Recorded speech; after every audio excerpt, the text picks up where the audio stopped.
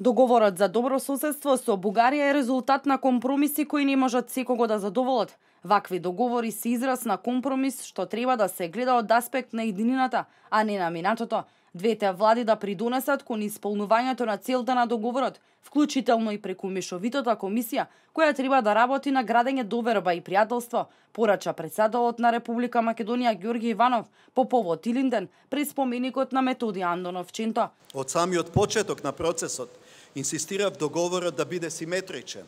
Што значи тоа? Добро соседството е двонасочна улица. Овој договор подразбира дека истите правила важат и за левата и за десната страна на улицата. Она што важи за Македонија, важи и за Бугарија.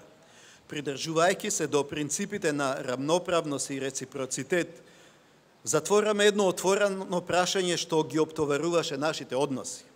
И истовремено отвараме врата за градење меѓусебна доверба и соработка.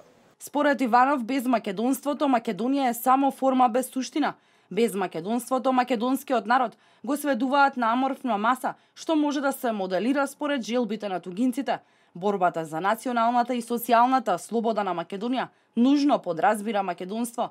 Во изминативе 5 години, посочи Иванов, двајца сега веќе поранешни председатели на две соседни држави, членки на Европската унија и НАТО, кажале иста работа, дека со македонизмот вратите на ЕУ и НАТО ни се затворени. Во изминативе 5 години, двајца сега веќе поранешни председатели на две соседни држави, членки на Европската унија и на НАТО, кажаа една иста работа.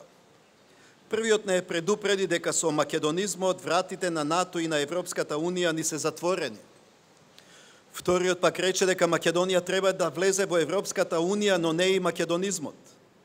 Двајцата навидум добронамерно не советуваат да ја соблечеме на метката на македонизмот и да ја оставиме пред прагот на Евроатлантскиот дом.